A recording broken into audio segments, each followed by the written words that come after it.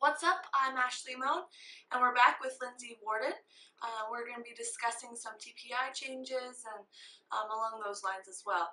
So why don't you start, Lindsey, discussing the udder composite and feeling like composite, those changes and Sure. what they brought. So there were several updates and changes that we had with August 2017 genetic evaluations. And so, like you just mentioned, the udder composite and feet and leg composite both got some changes. And it was actually the first time that either of those formulas has been changed in several years. So it was good to kind of do some analysis and make a few adjustments.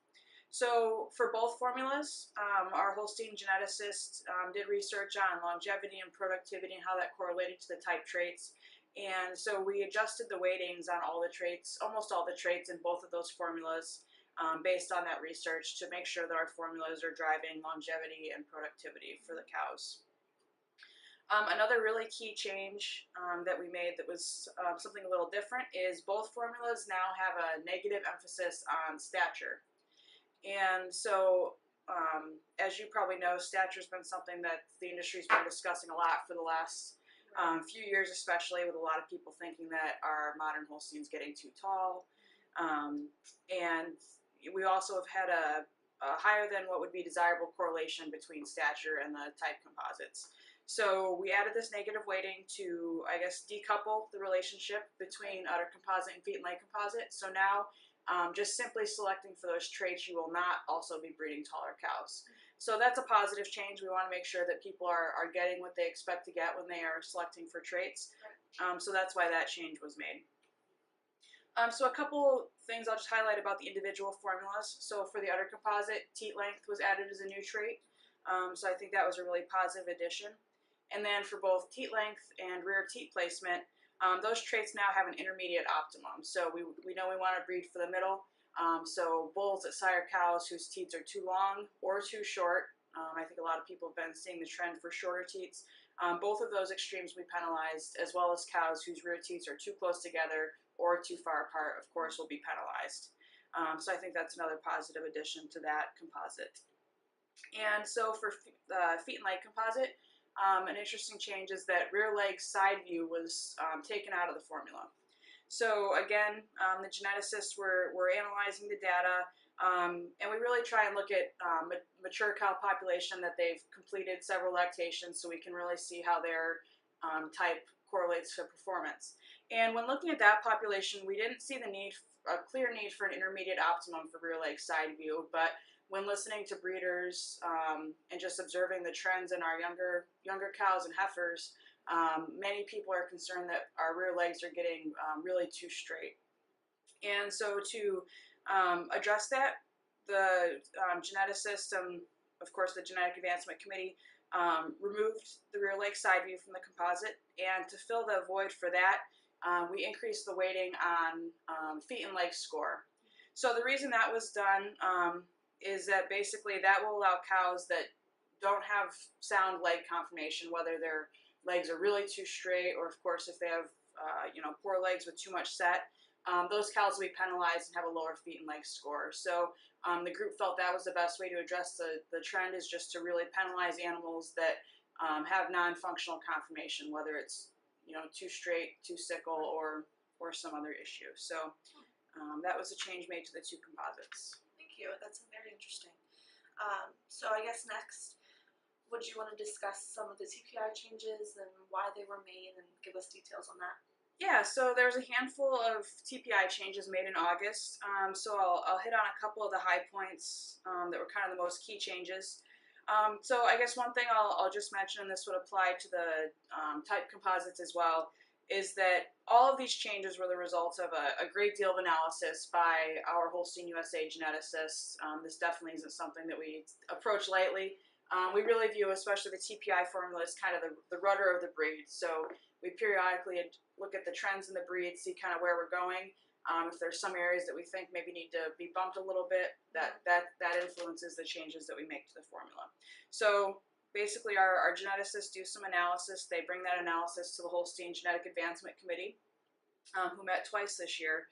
And the Genetic Advancement Committee makes recommendations to the Holstein Board of Directors. And so The board of directors approved all these changes at their summer meeting, which was just prior to national convention. So I would just like to make sure everybody knows the process that we go through for this. So the first change I'll talk about is that we added a new trait to the TPI, and that was cow livability. So livability is one of the newer traits that we have. It was actually just first published a year ago in August 2016. Livability was added to TPI with 3% emphasis, and that weighting was actually taken away from productive life. And so the reason that that was done is that livability really explains a piece of the productive life puzzle. So productive life measures the transmitting ability of a cow to remain in the herd without dying or being culled. And livability really focuses on that staying alive while she's in the herd, not dying on the farm, allowing the breeder or the dairyman to make the decision when she's going to get on a truck to be culled and receiving that income from that. So it's really more specifically about the cow's ability to remain alive while she's in the herd. So livability is an interesting and nice trait. It is pretty highly correlated with other health traits like productive life and daughter pregnancy rate, but there really are some animals that you'll see that have they might be very good for productive life, for example, but they're quite poor for livability. So I think it's going to be an interesting trait to kind of observe. And then another big change that was made, I shouldn't necessarily say it's a big change, but another change that was made, we updated the weightings on pounds of fat and pounds of protein in the formula to just more accurately better reflect the value of those components in the marketplace. And we also added an increased emphasis on feed efficiency.